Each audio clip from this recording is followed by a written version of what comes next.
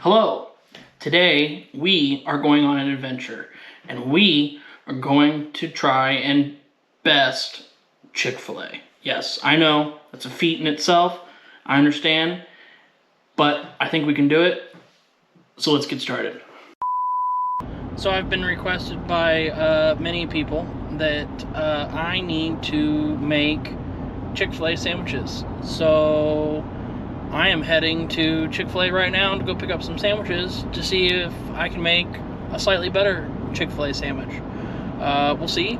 I'm a little nervous because it is Chick-fil-A and they are very good and I'm a big fan. So yeah, that's where we're headed. Let's go get some Chick-fil-A. Alright, so I got my Chick-fil-A and I am heading back home. And I must say, I didn't even get a chance to film in the parking lot because they moved so fast. So whether you like Chick-fil-A or not, their service is definitely spot on, and I will say that because I was in the back of the parking lot for all of 3 minutes, not even, and that's probably slow for them. And I love that they have 4 cashiers standing outside, rain, shine, or snow, and that's just beautiful to me. So let's get home. Let's make some chicken sandwiches. Alright, so we have our Chick-fil-A chicken sandwich. So, I mean, yeah, it's fast food, but it is what it is. At least they are consistent. I will give them that. And honestly, let's be real.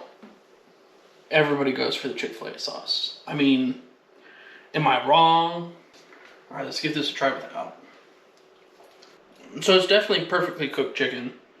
I don't know, it seems like it's just missing something. I feel like there's always a reason why it's just dunked in sauce. The bun's nice and buttery though, I will say that.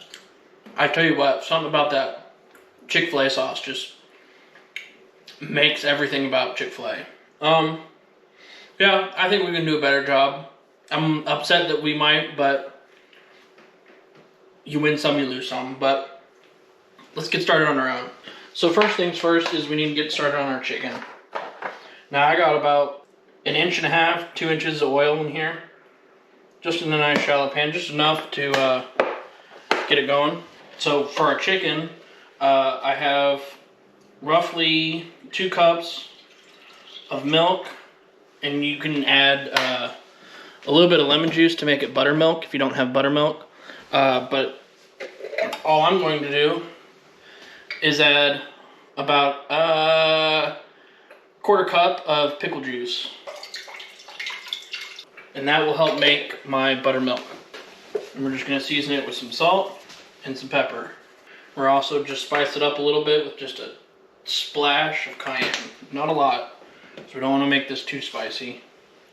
And then I went ahead and cut my chicken breasts in half because they were big. But they'll cook a lot easier too if you cut them in half. And they're about this size. Just going to submerge them in our milk. And you want these to sit in the fridge for at least an hour. They don't need to sit overnight. So we're just going to set this in the fridge for about an hour. So while we wait on our chicken to marinate, we're going to go ahead and try and make our Chick-fil-A sauce. So I'm going to add about 1/4 cup of mayo, and then about 1 tablespoon of honey, about 2 tablespoons of mustard, and a little less than 1/4 cup of barbecue sauce. And then I also want to add about 2, maybe 3 tablespoons of ketchup.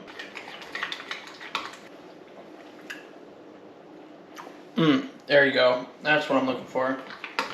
Alright, the next thing I want to do is get my flour ready for our chicken. We're going to do about 3, maybe 4 cups of flour because I want to use this to batter it twice. So we're going to do about 3 cups of flour. Okay, then we're going to do about 2 tablespoons of onion powder.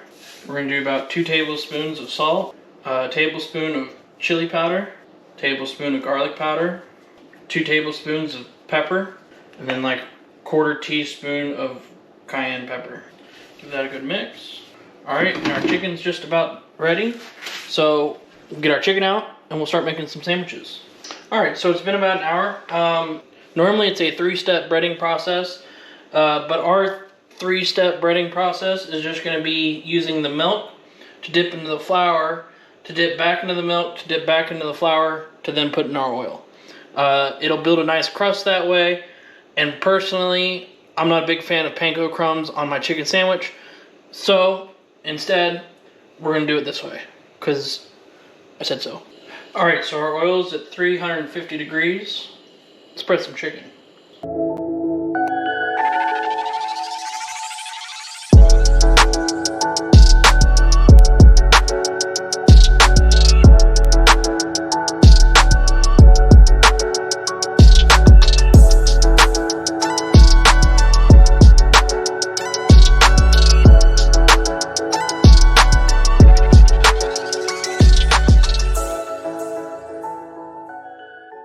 Now we don't want to overcrowd our pan because they won't cook properly then. But we're going to try and cook these roughly about 5 to 7 minutes or until they reach an internal temp of 165.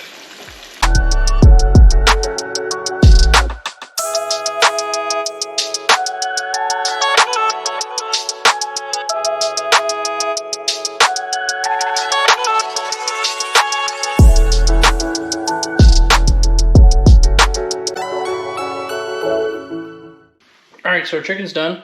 Let's toast some buns. And I just got some nice buttery brioche buns because simple is key. Alright, so we got our bun, we got our chicken.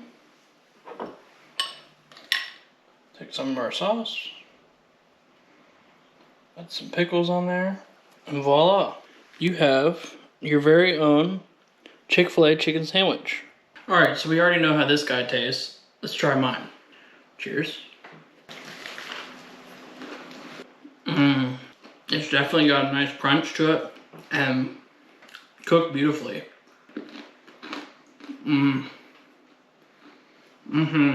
So I put a little bit of sauce on it, but in the tradition of Chick-fil-A, oh yeah, that was a lot, but that's okay.